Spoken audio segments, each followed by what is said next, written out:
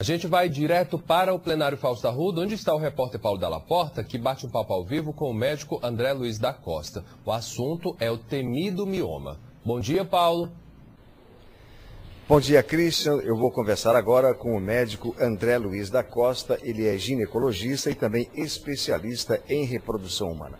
O assunto que a gente vai conversar aqui é sobre miomas. A gente sabe que toda vez que uma mulher vai ao médico e detecta um mioma, ela fica meia apavorada. Eu vou saber com o doutor o que é um mioma e por que essa preocupação das mulheres. Bom dia, doutor. Bom dia. Mioma é um tumor benigno. Então, ele não vai causar nenhum transtorno maior para a mulher, não vai se transformar em câncer. Só 0,5% dos casos podem malignizar. Por que esse temor? É porque a palavra tumor, um caroço no útero, então assusta, né? Existem 3 tipos de miomas. Tem o mioma subseroso, que é aquele que fora parece uma verruga no útero. Tem o intramural, dentro da musculatura do útero. E o endometrial, que é o submucoso, que esse sim pode impedir a mulher de engravidar, porque ele fica localizado dentro do endométrio, onde o embrião se desenvolve. Então precisa ser retirado caso ela queira engravidar.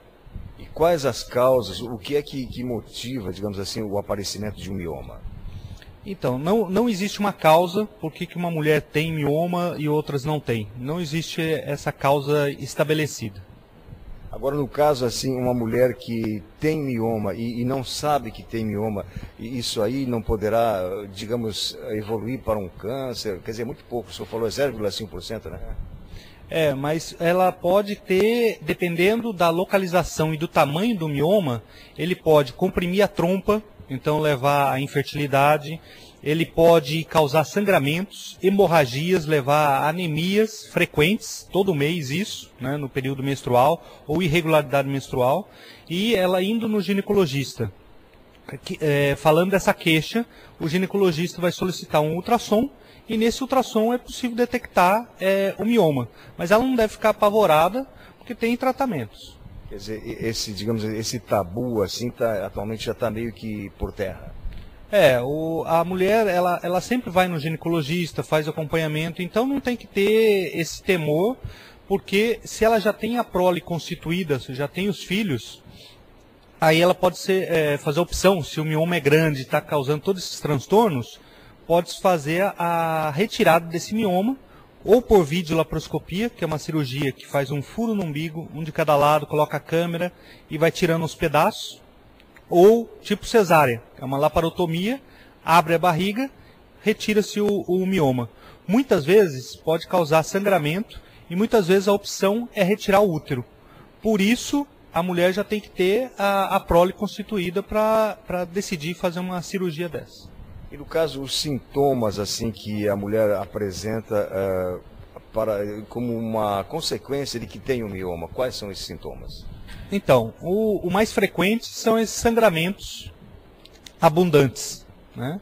E também, dependendo da localização, do tamanho, ele pode comprimir o intestino, a bexiga, e ela ter transtornos urinários, intestinais, causados por esse mioma. Mas tudo isso o ginecologista, através do ultrassom, pode detectar. Exatamente. O doutor André Luiz da Costa, ele, como eu falei no começo, ele é especialista em reprodução humana e numa outra oportunidade eu tive o prazer de entrevistá-lo sobre esse assunto da reprodução humana e na sua clínica, como é que estão, como é que está a procura, né, de mulheres, casais que querem ter filhos e não conseguem? O índice é alto que consegue a gravidez? A procura é alta, 15 a 20% da população de casais tem dificuldade para engravidar. E hoje a mulher deixando a maternidade para mais tarde, isso está se tornando cada vez mais frequente, a necessidade de alguma técnica de reprodução assistida para ajudar esse casal. Então o casal precisa passar numa consulta, fazer uma avaliação, e muitas vezes nessa avaliação a gente detecta mioma. Só que só se ele estiver localizado no endométrio é que daí é solicitado uma histeroscopia, que é um exame também com a câmera, olha dentro do útero para verificar, ter certeza, visão direta desse mioma, e daí se procede a fazer a retirada também por histeroscopia.